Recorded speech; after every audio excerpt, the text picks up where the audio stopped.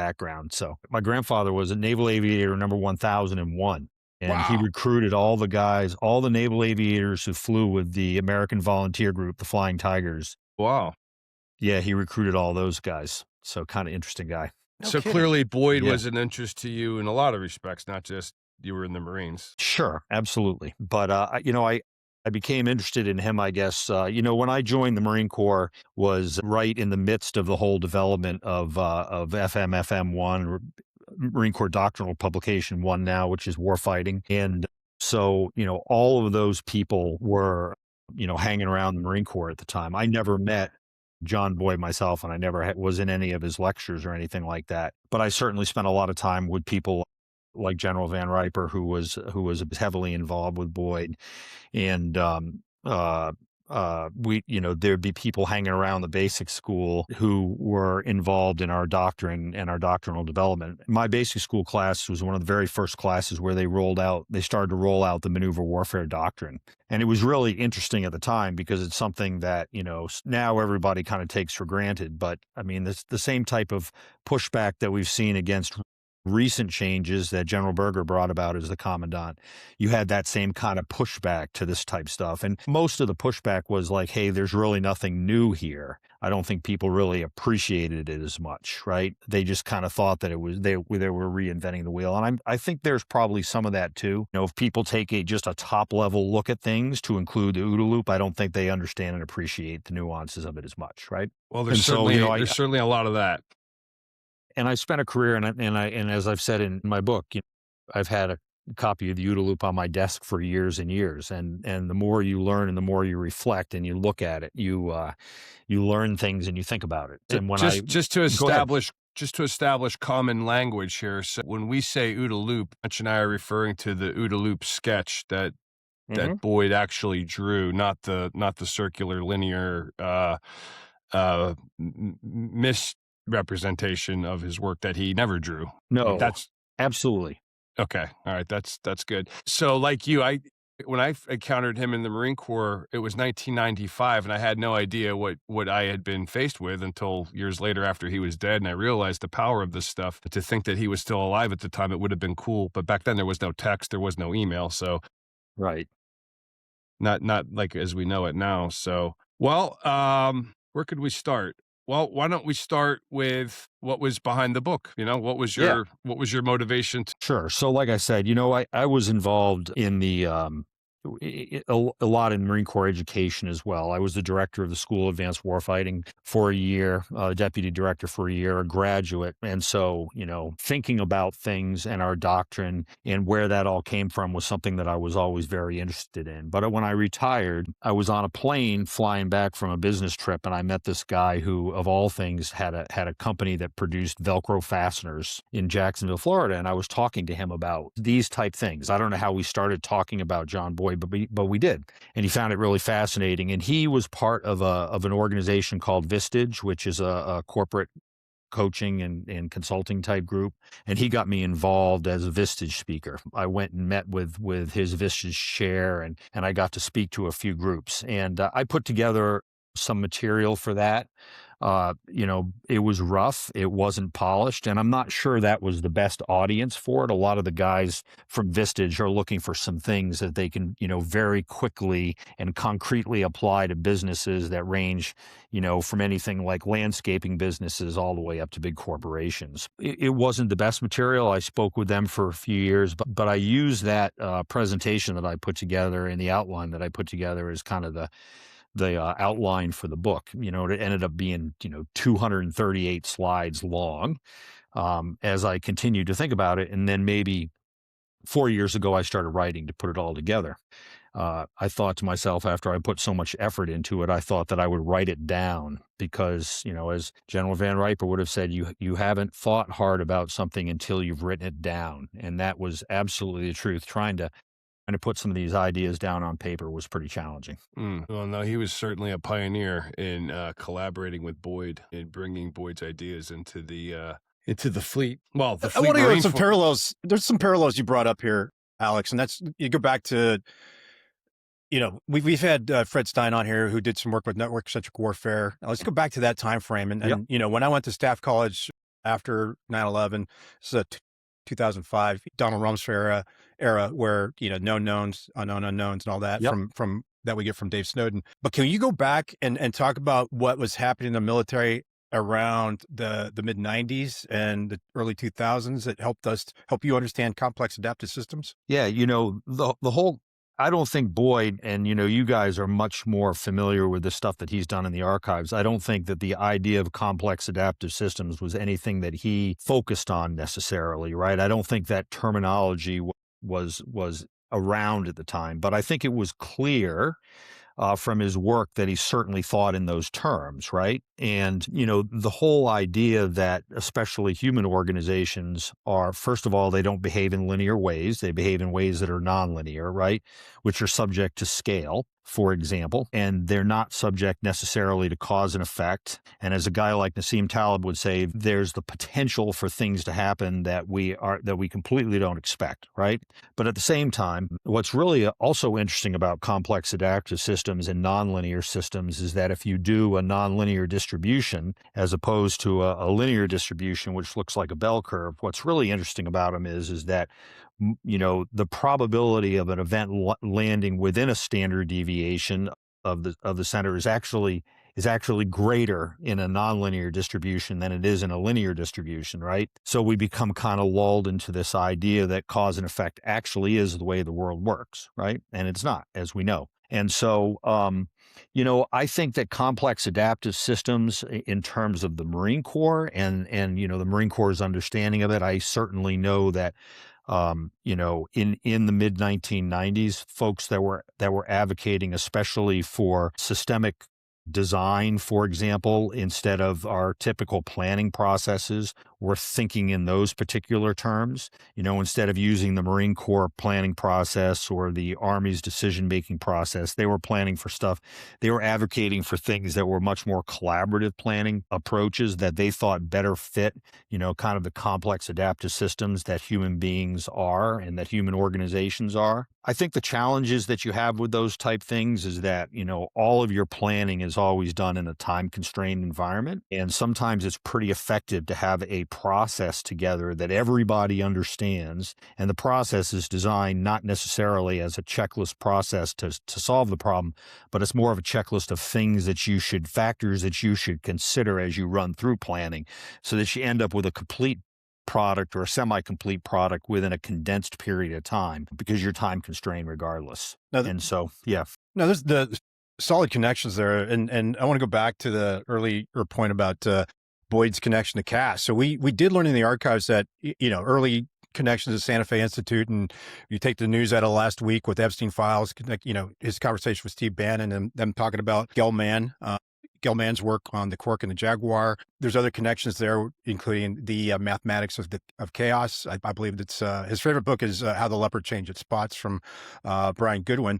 That's early complex adaptive systems thinking mixed with some chaos work. And that started to merge into our JPME. I think about the time you were there and, about the time I entered into it as a JPME 1 in residence dude. But that's the time where we were living with network-centric warfare. The guys were writing about network-centric warfare connected to John Boyd's linear OODA loop. And we've seen that. We've had that conversation with folks. And what's happening is we're expanding this over time. And where we are today is it's a significant leap from where we were 20 years ago, which is this type of thinking. And then to your point about planning, the important part of planning is it's not about the plan, it's the process of planning, right? It's how do you continually plan? It's that adaptive capacity or capability you need to understand changing environments, right? And that's what the open OODA loop shows us is an agent's relationship with the environment. How do you stay attuned to the environment? And that's what Boyd was trying to tell us.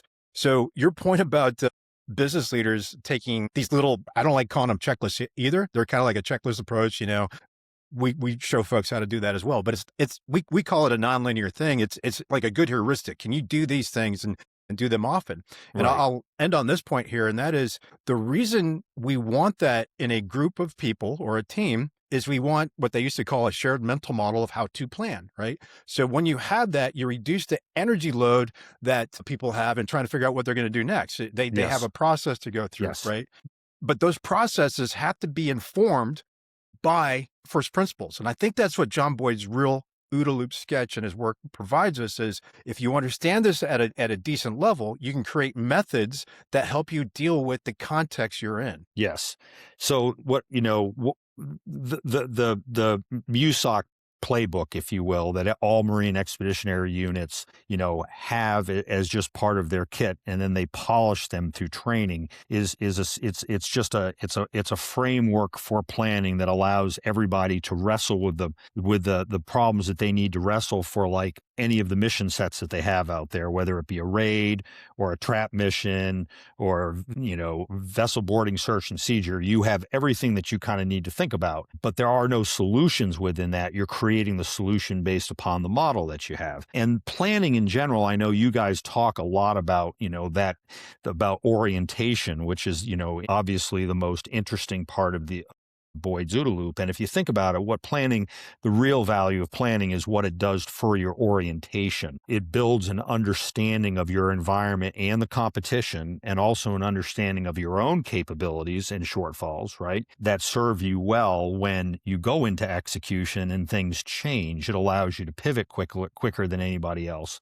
And it also allows your orientation to be closer to reality than perhaps it otherwise would be if you hadn't gone through the planning process. Right?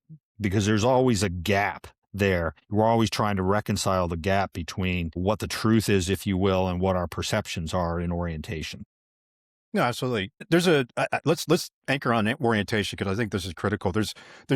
So one thing we do is we try to put a boundary around the system we're looking at. That way we can talk about that system in particular. So when we talk about the OODA loop of an individual, and they're all fractals, right? So there's many OODA loops going on in every part of our body. Yes. But when we put that container around something, it makes it a little bit easier to have that conversation. Mm-hmm. When we do that for an organization, it's a little bit different because there is no genetic heritage, right? There's no common, you could say that the individuals have genetics. They do. But the organization doesn't. The organization doesn't, right? That's right. So we have to be cautious. And I think Boyd was moving towards that when he was talking about, harmonization, agility, intent. Moose, is that correct? Yeah. Organic design for command and control, conceptual. Yeah. These are things that would keep emerging with him because these were living organisms. These weren't machines. Yeah. I thought it was interesting what you just said about, you got tons and tons of OODA loops turning, and that's in my book, I call that nested OODA loops, right? You have an upper level OODA loop within an organization, and then you have groups within that organization. They're all turning their own OODA loops, and then all the way down to the individual. And, the other term that is important, I think here that you mentioned is the term harmonization, because that's what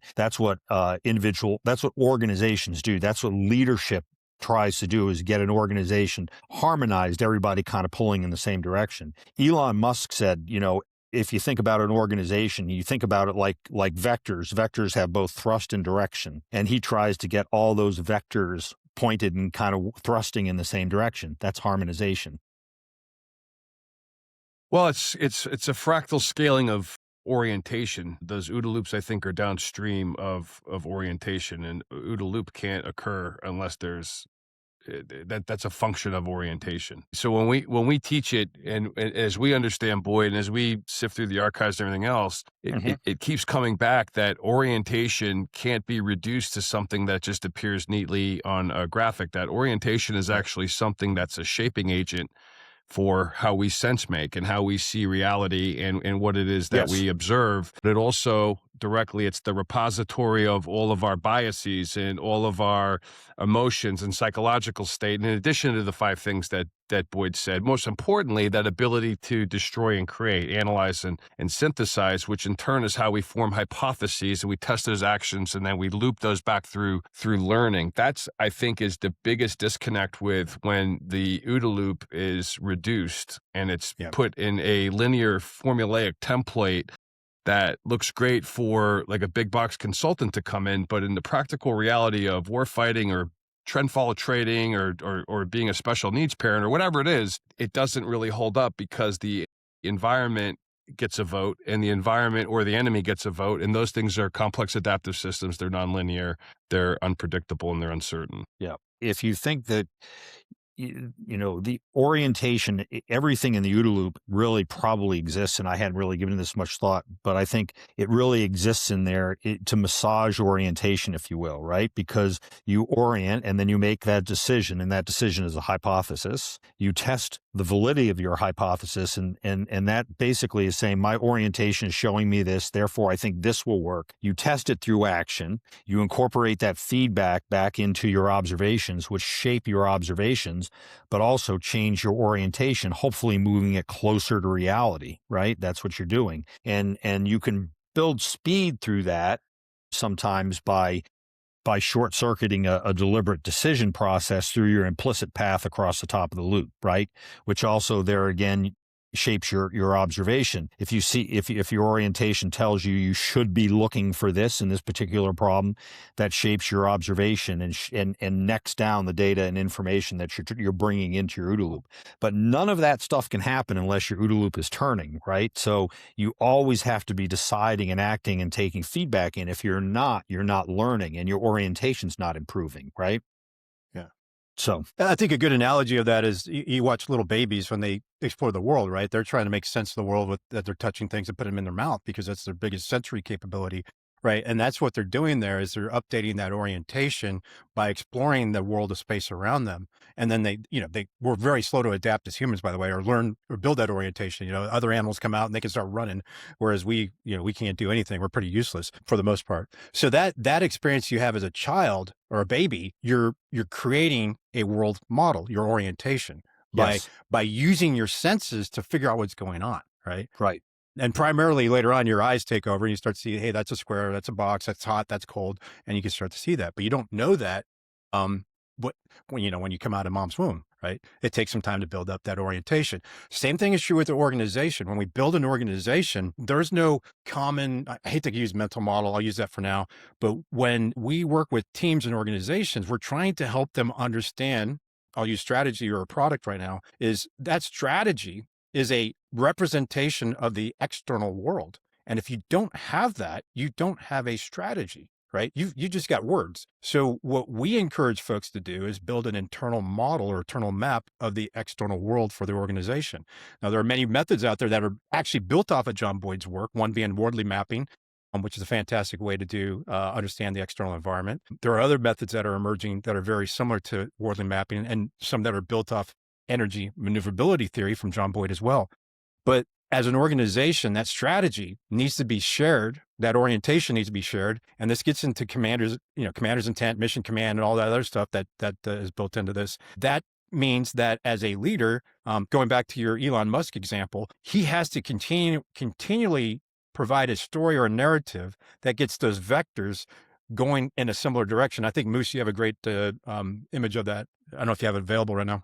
It's less automation and templates and SOPs and things like that, and it's more intuition, as Boyd would say, Fingerspitzengefühl. How does that implicit guidance? How does that empowerment from everybody in the organization having a shared understanding or having an intersection at some point of their orientation? How do they develop those nonverbal cues, those other things that are created as they interact with their environment in a high trust mission command environment? That's not automated. That's not, because everything is constantly flowing, everything's constantly changing. But that intuition comes from that orientation, comes from that interaction. It does. Not from automation. I think Fingerspitzengefühl is interesting because I also think it's highly domain dependent. I mean, we typically think about that fingertip feel for what is going to happen next. Okay.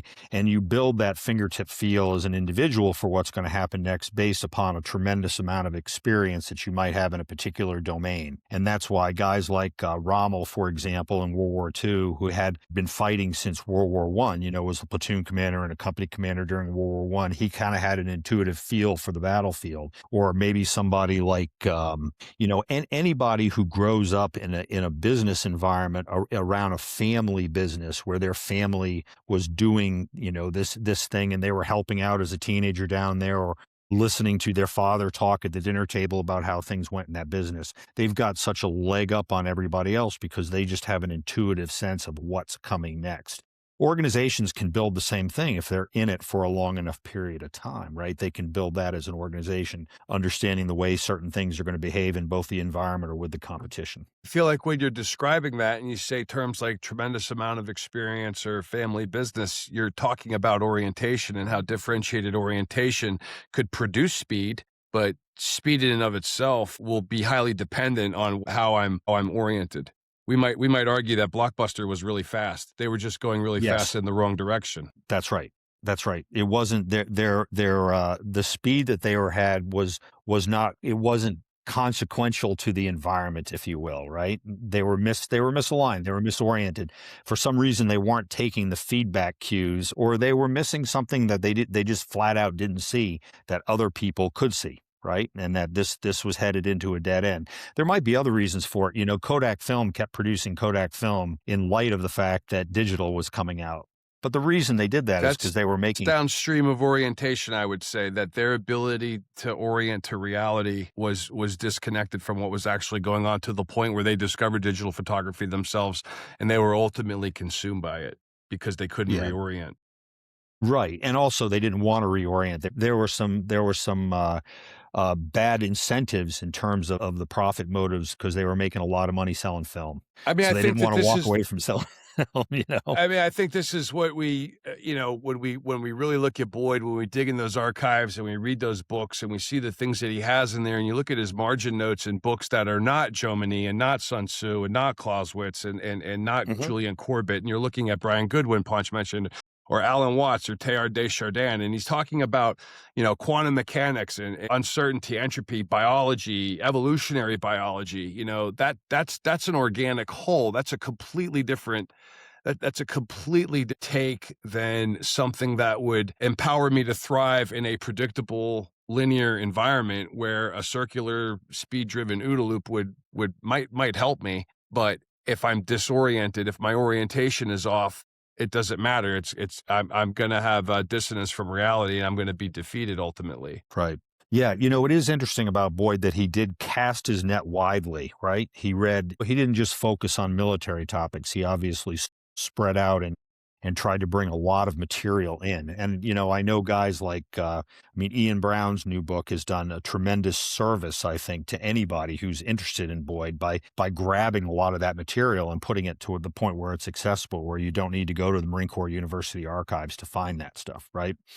Well, Franzo Singa, in Science, Strategy, and War, I mean, there's a whole entire section on complexity and complex adaptive systems. I mean, that was one of the cornerstones of his work. And I think that if, they say, I don't know if it's true or not, but like if Boyd had written a book, which he didn't do by design, but if Boyd had written a book, it would have been something along the lines of what Osinga came out. But that complexity angle and that sound understanding of destruction and creation, I think, is a really big differentiator from how reductionist OODA is understood by most, because they don't understand complex adaptive systems. They don't understand destruction and creation. I mean, we constantly get bombarded with people that tell us we don't.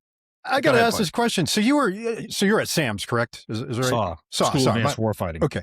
So, in the very smart people go through courses there. I went through Montgomery and then through here at Norfolk for 2. What I saw is you get these brilliant people in there that think they know, and maybe they do understand complex adaptive systems. Maybe I'm just a knucklehead, but it wasn't until I read Franzo Singa's book where I started to go, okay, I need to look into this. And that's how I came across Knevin and how I worked with Dave Snowden and dove into that space. But not a lot of folks are interested in this. They just don't find interest in trying to figure out how things work. Now, I think that has to shift today. You have no choice now. It's in order to be more human, I hate to say it, I believe you need to be more aware of how complex adaptive systems work. Why is that? Because AI is about to take all that ordered OODA loop, that linear OODA loop approach, it's about to do everywhere for you, which means your space is limited now. Right. Where you can, and it's actually good for humans to be in that space where we're looking for novelty. But my question to you is going back to your time at Jaws. Saw. That's okay. I can't believe I said Jaws. It doesn't exist. Jaws is something else in the. We got a Navy officer. Yeah, he's not as well versed as our acronyms. No, yeah. But going back to that time period, what was it like bringing concepts like network-centric warfare, complex adaptive systems thinking, spiral dynamics, I think was going on at that time as well. Well, I'll tell you, what we did at the School of Advanced Warfighting, which was really, an interesting, certainly a fantastic program. But what we took a historical case study type approach. And, the advantages to a case study type approach is obviously prior experience is one of the elements of orientation. You're obviously not going to get a whole bunch of prior experience in warfighting for the most part, fortunately, because we're not fighting very often. So we took a historical case study approach, starting with the American Revolution and coming all the way forward. And then we interspersed it throughout the year with about 6 different warfighting problems or planning problems that we ran, some of which we had assistance from the Marine Corps MAGTF staff training program, and some of which we did as our own individually created planning problems. But one of the things that the course was not is it wasn't tremendously dynamic. So as new information and new things started to come in, like you were talking about, we didn't necessarily flex and take a lot of look at those type things because we had a curriculum that was fairly set that we were running our students through. And we obviously adjusted the curriculum over time, but the curriculum wasn't as dynamic and reacting to what was going on today, And I think that's a problem you always have when you design curriculums. And during OIF, and especially once things shifted to insurgency, a lot of the Marine Corps schools made some quick adjustments to be more relevant, to bring in more counterinsurgency type material into the programs. But you do that to a certain extent at your own peril, because as you develop a strong academic program over time, you don't want to throw the baby out with the bathwater. Right. But there were people talking about this, and there were people coming in. And like I said, a big advocate of that stuff who was active in the Marine Corps schools at that point, even after he retired, was General Van Riper. And he came in and brought a lot of that stuff in. So there were certainly those discussions, and our command and staff college sometimes experimented with that stuff. One group, and they'd have them plan using some of these like systemic design type approaches to things, that as opposed to our more traditional approaches. But we just weren't that flexible with the classroom material. It's also interesting what you say about having a lot of smart people, but they're not interested in learning. I listened to the new provost of Dartmouth College talk the other day, and he said that one of the problems we have in our universities right now is that our academic the faculty's very sure of themselves from a education perspective. They're sure that they know the truth and they're giving it to the students, as opposed to being unsure and always learning and always open to learning. Instead, it's become very closed, right? They've closed their OODA loop to outside influence, if you will, right? And I thought that was an interesting thing to hear. I might push back a little bit. I say they've closed off their orientation. They're not reorienting. Right. But the feedback, which is happening. But Moose, the point about information flowing into the orientation, remember, new information must flow into it to update it. You can do 2 things. You can act to change the world, or you can update your orientation. The way you act to change the world includes shutting down new information. It includes shutting down new information. I can cancel you. I can ignore you. I can call you whatever, right? I can do those things. In order to update orientation, you need access to greater information flow, right? It has to be done. So it is an outside in, bottom up thing. Control is outside in, bottom up, right? You need access to new information. Yeah, I agree. And I think that oftentimes is what one of the problems that you sometimes run into in planning, right? Because remember how I said planning is time constrained. And so oftentimes we'd run students through planning problems, or I was with the MAGTF staff training program. We run through MEF command groups through planning exercises, and they'd be so focused on getting the product ready for the general that day, whether it was a mission analysis brief or a course of action brief, that they wouldn't take the daily intelligence update. See what I'm saying? So they would close themselves off to the new intelligence update coming, which is all new information about what's going on with the enemy, so they could take that time to focus on getting the brief ready. See what I'm saying? Which is really counterintuitive. Yeah. They're not reorienting. That's right. Reorienting. And then because their orientation is misaligned or disharmonized from reality, right? A smaller, more agile, that's where speed does kill, because someone that's properly oriented now is empowered to have speed kill because their orientation is more accurate. So something like Khan Academy can crush a university that's more concerned with selling football tickets or DEI slots or whatever versus actual learning. Whereas Khan Academy, smaller, less money, whatever it is, a dude with a camera and a YouTube can defeat a system like that because his orientation is dissonant from the mainline academia, which empowers them therefore to also be faster. And because they're disoriented, the speed could never be in their repertoire anyway. They don't have a repertoire. Right.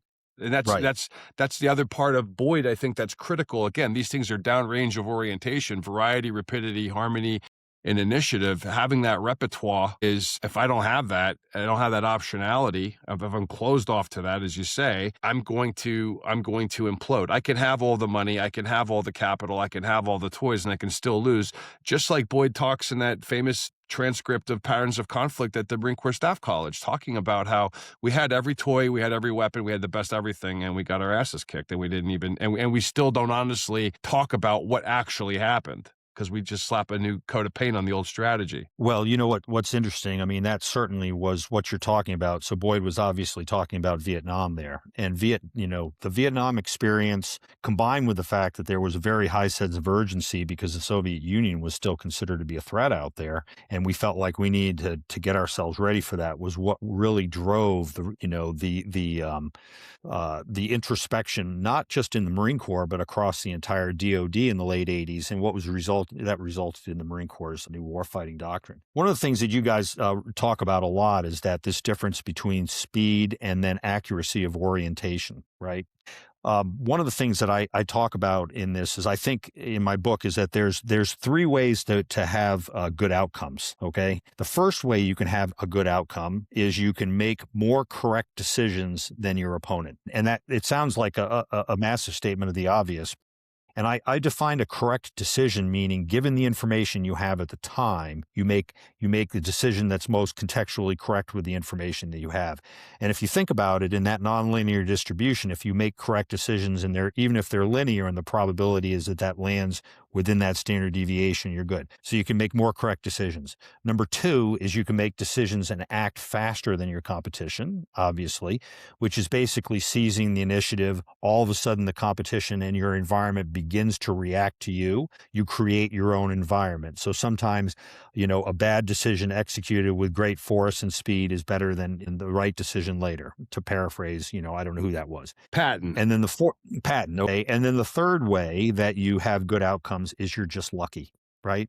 You can make bad decisions, you can go slow, and you can just be lucky. Let's expand on this, because this is this is Annie Duke stuff, and I love it is, because 100%. you get into resulting and things. things. Yeah, this is amazing, right? Yeah. So unpacking the OODA loop through Annie Duke's lens of resulting, and it's not her idea of resulting, by the way, but she really made it popular. Mm-hmm. The idea of luck. This is important in a complex environment. You have to separate decisions from outcomes, right? What does that mean? It means your planning process, the simulation, the course of action selection, everything that you did. Once you actually took action on the environment and you see what feedback you get, it could be positive, a good outcome. You have to separate that from the decision process, right? So that whole process of the OODA loop, how well are we planning? How's psychological safety? How's our strategy, right? Why is that again? Because that luck. And this is why many managers write management books and leaders write leadership books, is they're lucky. They're lucky, right? So you cannot repeat what they're doing, because they're telling you do these magical things over here and this will be the outcome. That's bullshit. The truth is, you have to learn how to separate those two. And I give a great example, or I give an example of my kids all the time. You can watch on the road, people are always making horrible decisions, texting and driving, right? But their outcomes are generally fantastic. They get to the location safely. So therefore, everybody should text and drive, right? That's where. So no, you don't do that. Yeah. But that's what we have to train organizations. When you do a proper debrief, you have to look back and understand: are we lucky, right? Or what processes do we need to improve upon? You can't control luck. You can control the contextual correctness of your decisions, and you can control how fast you're doing things. You can at least improve the potential speed across the OODA loop of your organization. You can do those things. And the only thing you can do vis-a-vis luck or probability or chance or whatever you want to call it is you can prepare yourself to the results of either very good luck or very bad luck. Yeah. And on the speed topic again, my concern with using speed is and we brought this up with, Kodak and Blockbuster. Mm-hmm. But the point behind speed is tempo is good too. Tempo Yes. is you want that. It means you want a higher quality orientation. That is the goal. That's the way I look at it. I think Moose looks at it the same way. And that Yeah. means our strategy has to be well communicated because the environment, go ahead, Moose. Well, yeah, I was going to say too, that's like where you bring in words like accuracy and correctness. I mean, if I followed destruction and creation, I shouldn't be looking for accuracy and correctness because I know that they don't exist, because that's what Boyd told us when he fused Heisenberg with thermodynamics and with incompleteness. So I know that I can never be accurate. I have to be effective. And the only reason I can stay effective is by reorienting, not by, so like the correct answer or the accurate answer is fleeting because everything's in a constant state of flux. Let me try this with you, Moose and Alex. So Alex, you write about simple and complex systems, so we talk about ordered systems and unordered systems. So exploration to exploitation. To me, exploitation is a quicker OODA loop, right? That's once we get an understanding of what we're trying to do. Exploration is going to be more about orientation. It's that complex space we're working in. So invoking or thinking about the Cynefin framework, we're going from the complicated to the complex. There's a phase transition there.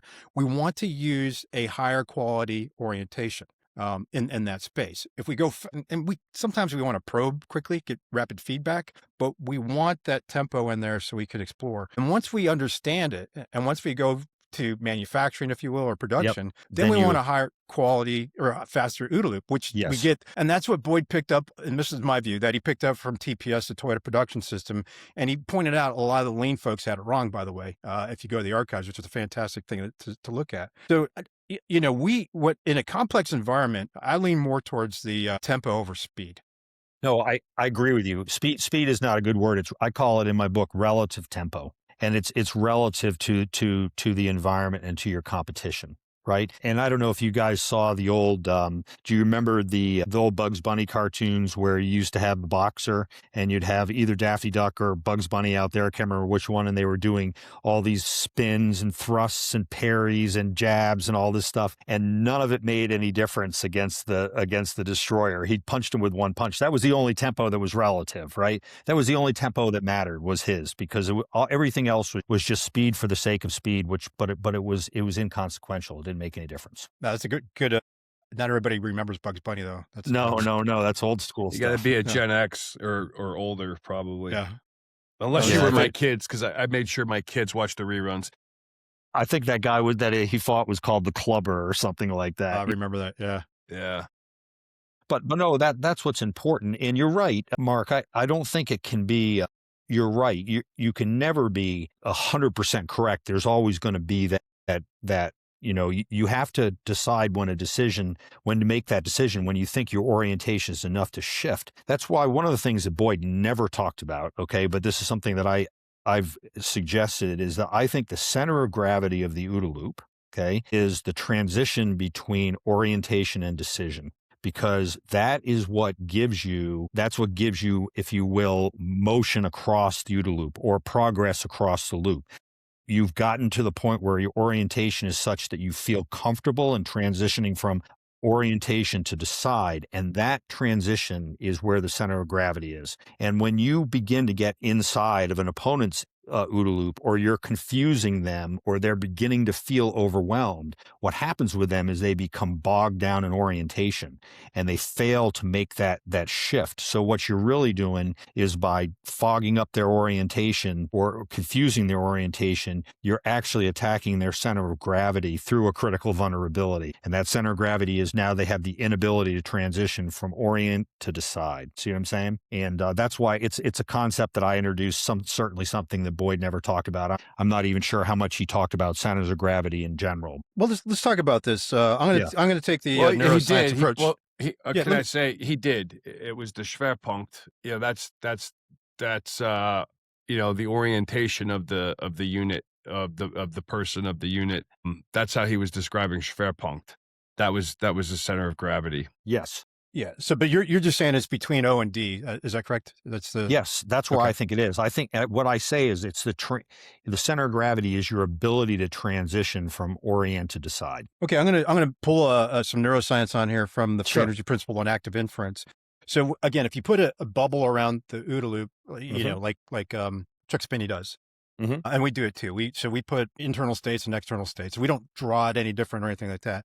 There's that pathway that moves from act back to observe, and that's internal. So that is your course of action. That's your planning, your plan. We call it expected free energy. It's future risk. It's the counterfactual. You're basically running a simulation of your orientation and your plan internally and getting feedback. So think of it like an internal red team, if you will. And this is for an agent. So think of an individual at the moment. Same thing is true with the organization. So the moment you end up taking action on the environment is where you get the most value, right? Because you're already making decisions not to take any action. You're already making that internal decision. It's just kind of hanging out there. And then that's that feedback you get from the environment that is the most valuable thing, right? That's what and unfortunately in warfare, we don't want that feedback much, right? The one way to get feedback in warfare is to go fight a war, right? We want to avoid that as much as possible. But that's how an agent, or an agent being a human too, is going to work with that action pathway within the framework that Boyd gave us in a sketch and what Chuck Spinney drew in his evolutionary epistemology, right? So I think, and you quote that in your book too. You talk about Spinney's view of Boyd's work. I remember reading that in here about it's how a mind operates, right? So that's where I kind of differ with you on that. So that Schwerpunkt I still think is orientation. Yes. Yeah. And listen, one of the things I say in my book about centers of gravity, the only thing that is useful about centers of gravity is they drive discussions like we're having right now. See what I'm saying? They drive you to argue whether the orientation is the center of gravity or whether, my suggestion that it's just to the right of that, and it's the transition. And those things help you understand both of those better. I mean, when we used to do center of gravity analysis for planning, and we would use the Joe Strange approach, for example, which was, center of gravity, critical requirements, critical capabilities, critical vulnerabilities. It's a kind of an approach to thinking about it.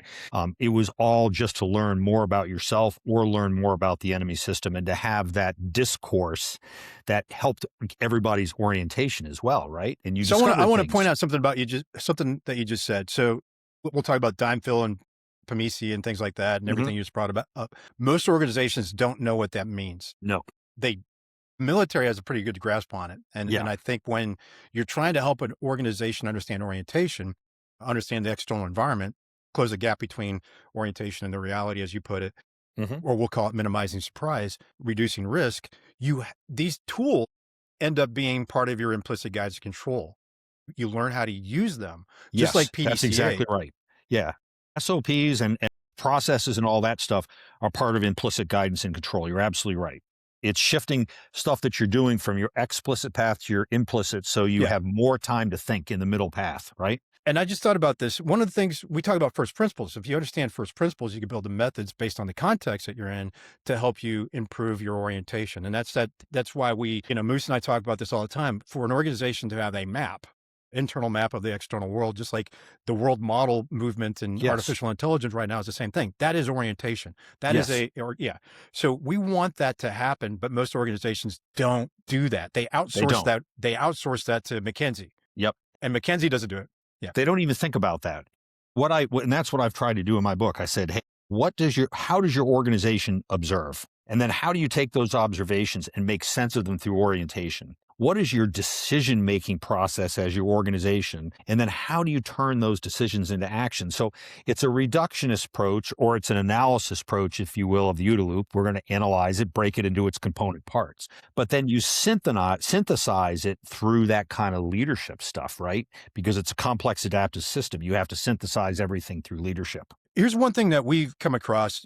We look at it now through ecological dynamics. The guys that look at complex adaptive systems thinking for sport, they use the perception action loop. And if you talk about perception and action inside John Boyd's OODA loop, where is that? Well, action's clear, but where's perception? So what we do is we kind of frame it out and go, hey, look, those pathways are very, very valuable. And in fact, I'll argue that they're more valuable than the phases people call, right? So we don't use them for phases. We use observations as sensory organs, or your sensory capability of the external world, and active as active states, or actions as active states. So orientation is that world model, and then decisions kind of go, it's really not that important.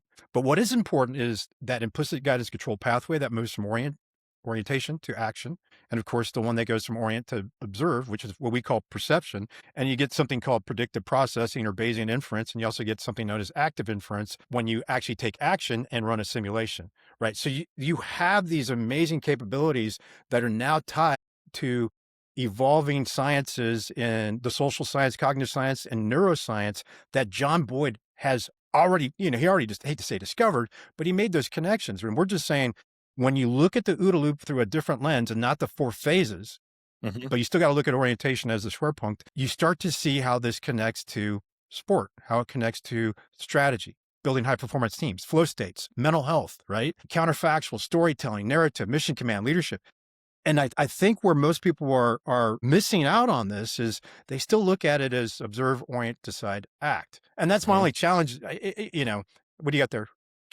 I mean, this is one of the papers that we found Schwerpunkt as a dynamic agent that harmonizes tactical action with strategic intentions and focuses them to realize the strategic aim, which again is all a function of orientation. That's why when he says orientation is the Schwerpunkt, it's the orientation is a dynamic agent that implicitly guides and controls or shapes how I sense, how I test, how I act, how I decide, how I act, how I learn in order to reorient, in order to stay relevant. Now, downstream of that, if I'm doing that well enough, then I can have speed, and then I could defeat my opponents.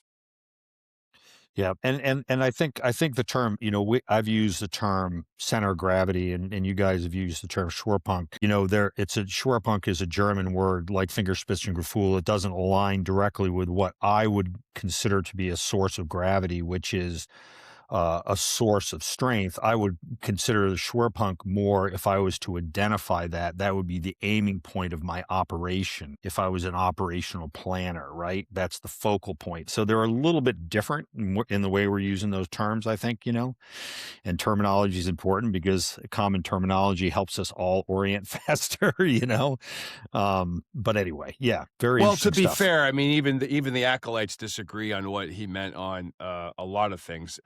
I think when 100%. we're talking about a shattered orientation, if on this this piece was about isolation. I mean, ultimately, when I'm isolated, my OODA loop per se, nested or otherwise, it can't function because I can't orient. That if I'm losing, it's not because I'm not fast. I could be really fast. If I'm losing, it's because I'm disoriented. I've been isolated. I've been fixed. Right. The mismatches have been generated to create the friction that stops me from being able to make sense of what's going on, and I'm now rendered irrelevant. Now I'm Kodak. Now I'm Blockbuster. Now I'm the Iraqis and the Gulf War or whatever it is. Yes. Yeah, running through the Mutla Ridge, right? Trying to escape through the Mutla Ridge with the Tiger Brigade hammering away at him, right? And an F-18 something like that. But I guess it's what.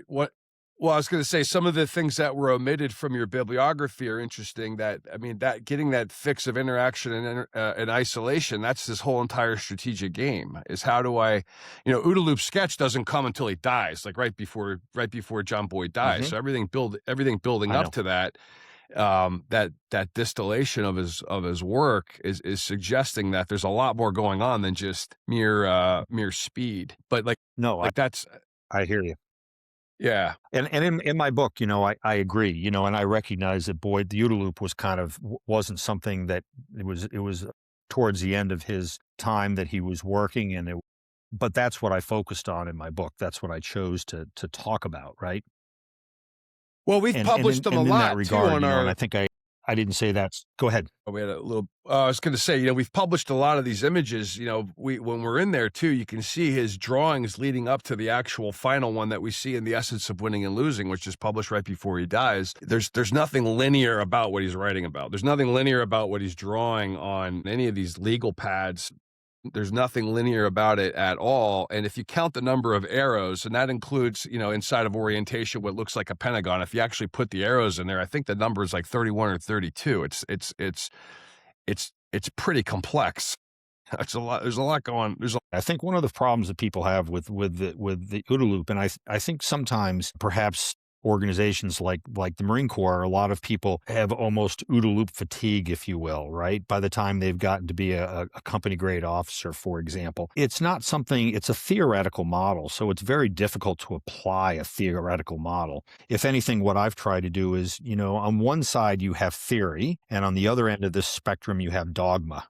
And in between theory and dogma, you have the first things you come up with is maybe like some tactics, techniques, or procedures to try to test the theory to see if it works. And then once it looks like it works, that turns into doctrine. And hopefully it never turns into dogma, because dogma is something that you just do without questioning. But what I'm trying to do is give people TTPs, tactics, techniques, and procedures to work with the OODA loop beyond just thinking about it as a theoretical model, right? How do you actually do something with it? How do you think about what it means as an organization to observe, for example? How does your organization make decisions? Sometimes that's important, because if you don't understand that, then decisions sometimes don't get made, right? And so that's been my approach to this, but recognizing that it's not linear, that there's a lot of complexity in here too. Do you think that potentially could isolate people if they get stuck on those formulas and templates and they don't understand it authentically as Boyd was teaching it? I think so. I guess so, but I don't really offer templates per se. I just say, hey, let me rephrase. Yeah. If a reductionist understanding of Boyd's work in a linear sense, to apply it formulaically or in templated format, which is by and large how most people understand it, aren't they leading to their own undoing, their own unraveling, their own isolation, as Boyd would have described? I think in my book, I specifically talk about that, in the sense that I talk about the nature of complex adaptive systems and the uncertainty that exists within the world, right? And that we're not a product of cause and effect. So this doesn't become plug and play. I just encourage people and organizations to think about how they do each one of those steps. How do I orient, right? How do I get my organization's head around a particular problem and come to some type of consensus that we can move out on, if you will, recognizing it's not going to be perfect. But how do we come to our understanding of the situation out there? And that's what orientation is. It's your worldview of what you see in the competition and in the environment. And so when I say my approach is reductionist, what I'm really doing is analyzing the OODA loop, and then, it's up to organizations to synthesize that and bring that all together once they understand the component parts. And it is a reductionist approach in the same way you would reduce a complicated system.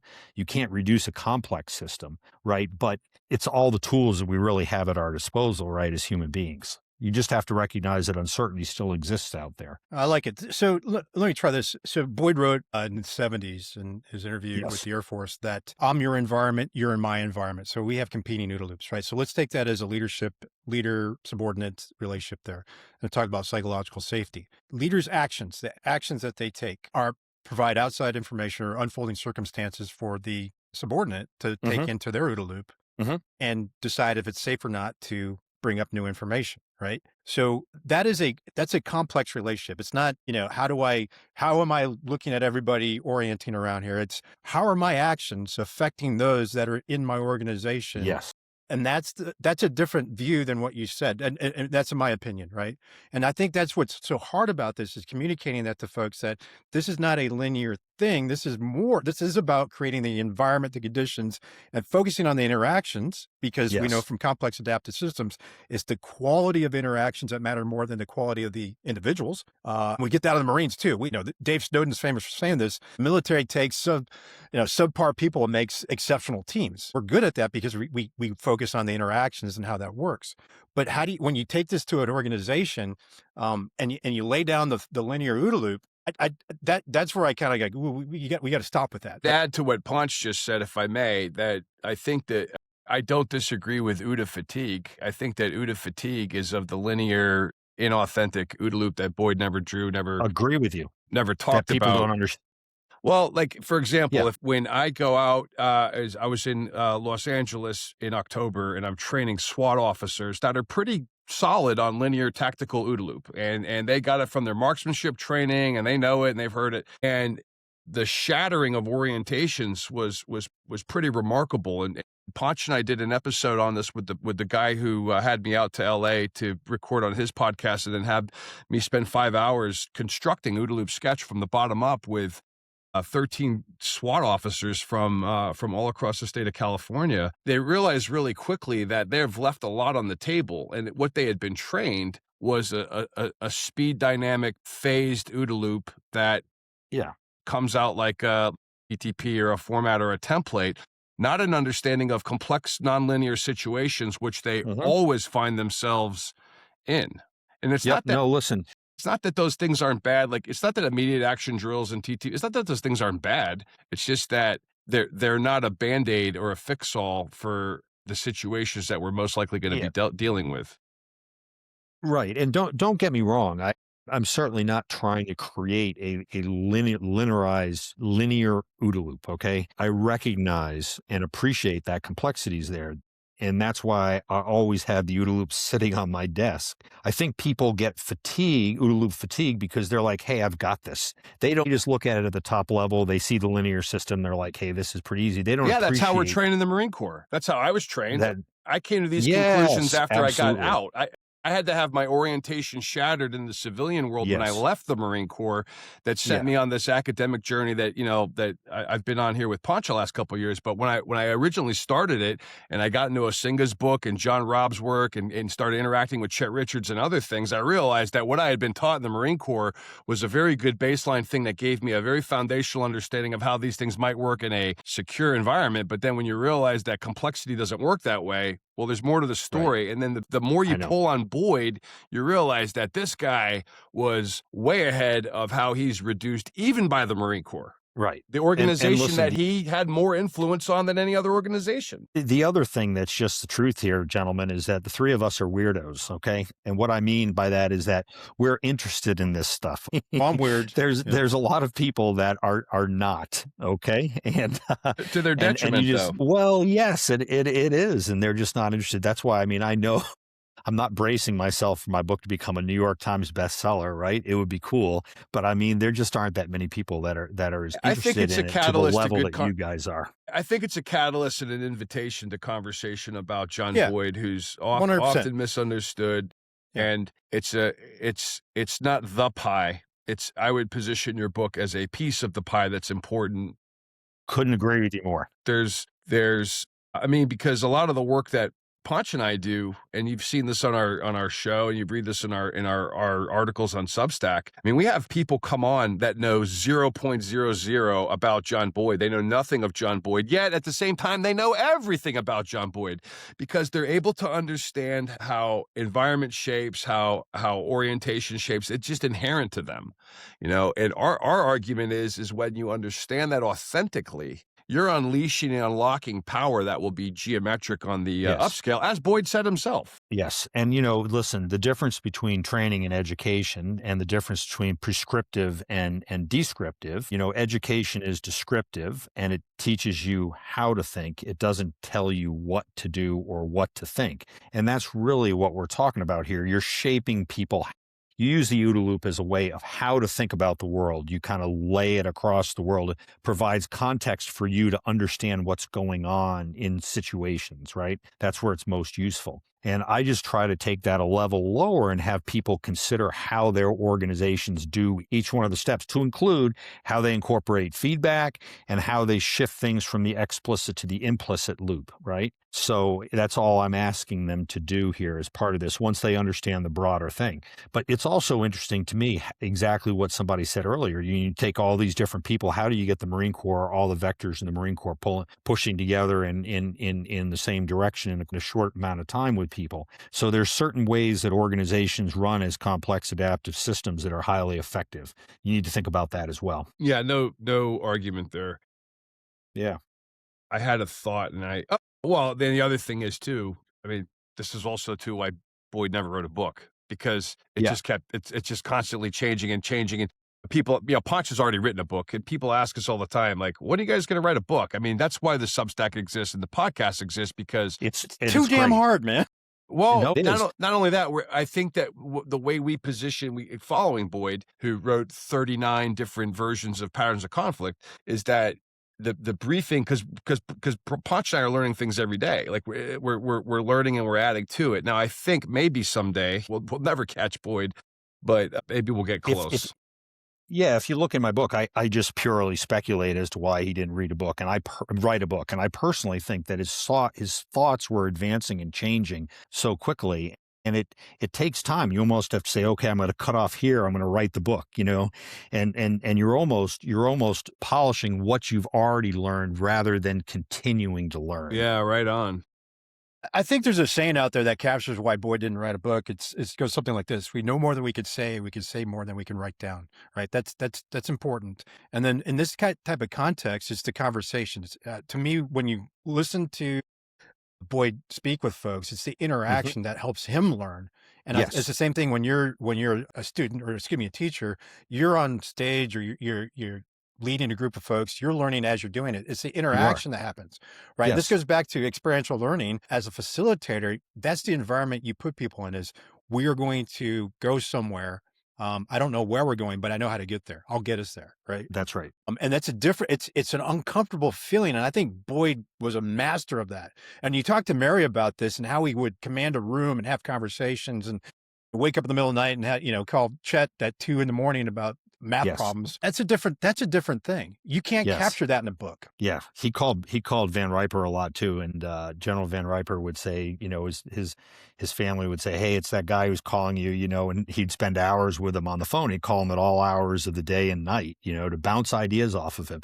And what was Boyd doing there? I mean, he was throwing out a hypothesis based upon his orientation, taking that feedback and changing his orientation as a result, right? That's what he was doing, I think General Van Riper, who I'm strongly biased towards, he led us on our graduation run at OCS when I was at OCS. Yeah. When he was McCitic. But I think that General Van Riper also showed how these theories can be applied really effectively in Millennium Challenge 2002. Mm-hmm. Yep. And I'm certainly familiar with that and what he did. At that time, that was just, that's when I was at the MAGTAF staff training program, which teaches MEF level staffs how to fight, if you will, right? And at that point, what I was actually involved with is I was heavily involved with getting one MEF ready, and then I went out with them as part of the combat assessment team and embedded in the staff and fought all the way to Baghdad with those guys and back. So that was pretty interesting stuff. But I was aware of what was going on with Millennium Challenge as well. We appreciate you coming and having a discussion with us. This is fantastic. Yes. Well, yeah, I really enjoyed it. We hope iron sharpens iron, or whatever the term is. I think what you guys are doing is just really tremendous, keeping John Boyd's ideas alive and also helping organizations with them. I think that's really fantastic. And I've watched listened to a lot of your podcasts, and will continue to do so. And we want our listeners to understand that what you've produced and created is a great piece of the big puzzle that people have to put together to really understand Boyd, because he's much more complex, as we know. And we would not classify your work as bad Boyd. And if you've read our piece on bad Boyd, there's a lot of bad Boyd out there that comes from people with stars on their collars.